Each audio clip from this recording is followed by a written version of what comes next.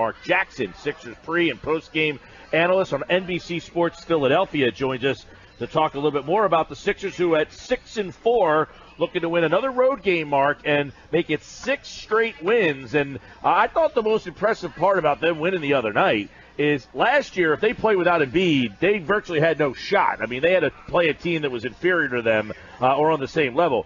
To win the game on the road in a place, Sacramento's a solid team. They're not great. They're solid. But to win the game on the road, a team you haven't beaten in 12 years in that building, and to do without Embiid, that shows some growth to me.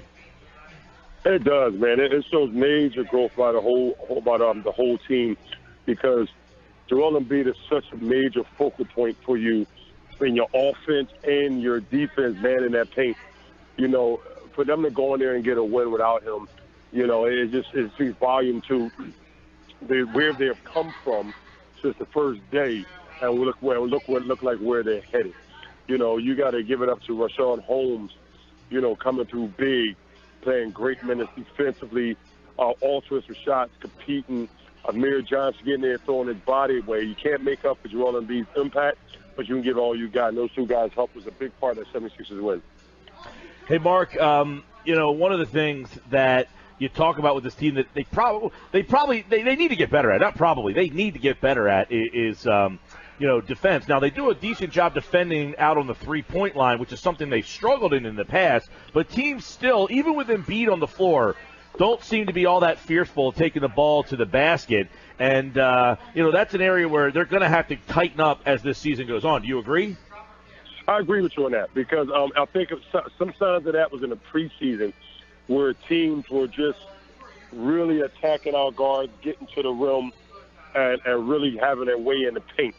I think, with Ben playing the point, and we have like Jerry Bellis and J.J. Redick on the floor, they're both are some pretty good defenders, not excellent, but they're not bad either. But when it comes to one thing I think the 76ers do well is they scramble on defense, meaning when they somebody drives to the basket, and they kick that ball out, Sixers rotate out good, but I think sometimes there's a miscommunication. They don't always prevent the drive on that situation. They want to run the guy off the three-point line, and sometimes they leave the easy buckets in the paint. But I think the effort is there. And I watch the game. I like what I see as far as activity with hands, activity with their feet. I like what I see. So I think that's something they will improve on, even with Jerome missing some games here and there. Marc Jackson, NBC Philadelphia pre- and post-game Sixers analyst. And, with Joel, he didn't play the other night, and a lot of people were upset, load management, myself included. You're thinking to yourself, all right, the team's playing well. He's starting to get in the groove. We talked about it a lot. He needs to get into better shape.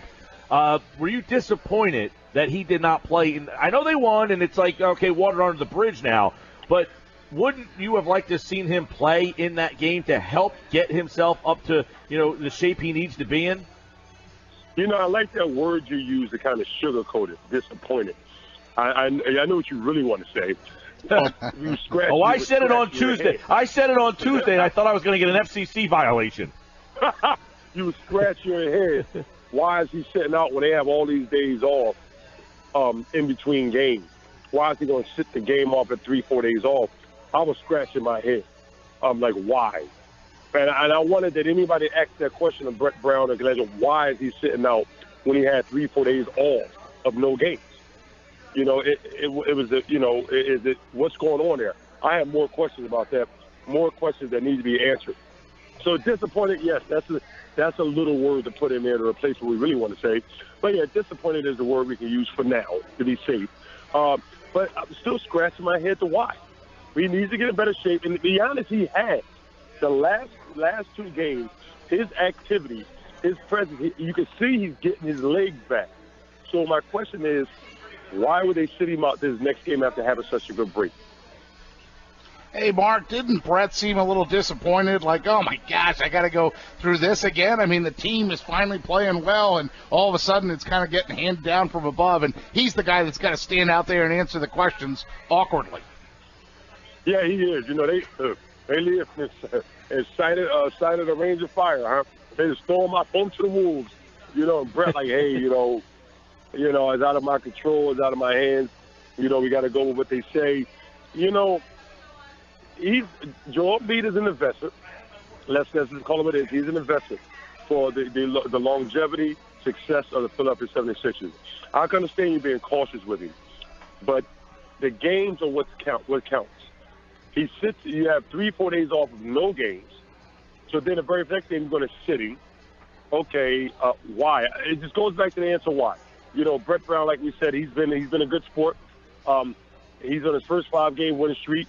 I'm glad to see him turning this around. It's a learning process for him too, learning to play and coach with talent, as opposed to previous years where the talent was a slum to what it is now. And he's doing an excellent job at that.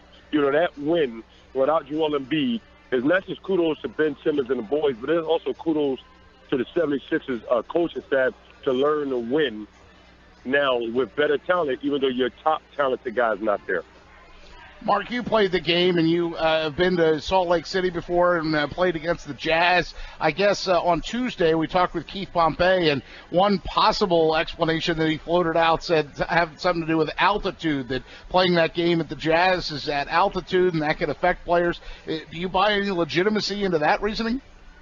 No, it is true that playing in Utah and playing in Denver, that right. is a big deal. But Marc, wouldn't that help him get into better shape? That if he was not in great shape and that he was in that kind of altitude, wouldn't that help get him into better shape?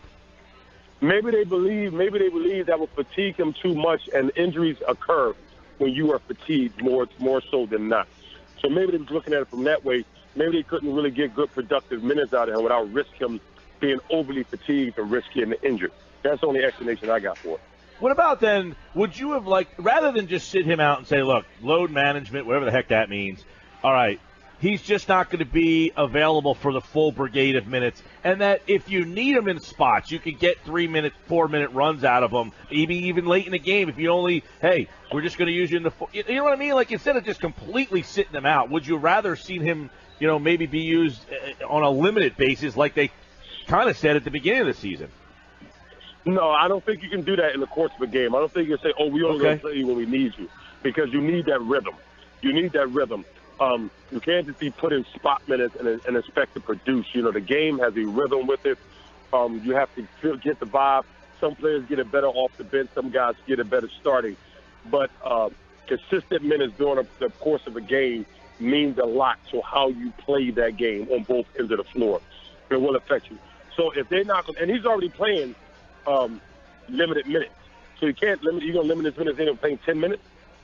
You know, that I don't think he could be as effective as you really want him to, because you really can't get the groove of the game. All right, Sixers tonight, they're taking on the Kings. You can hear the game following the football game on 97.3 ESPN. And Marc Jackson, NBC Sports pre- and post-game analyst. They'll have the game on TV tonight. And by the way, just a quick Sixers note, Jahlil Okafor met with his agent. He's trying to get out of there. We know that thing has been an ugly thing that we've talked about, Marc, and we'll see. He got in the game the other night. Unfortunately for him, in 3 minutes, he had 3 fouls. They had to get him back out of the game. And everybody else was in foul trouble. They couldn't go back to him because he had 3 fouls already. So things have not gone well for Jahlil. We'll see if there's some resolve here on this road trip. But, Marc, we always appreciate the time, pal. Yeah, I appreciate you guys. This is fun. Love having being on with you.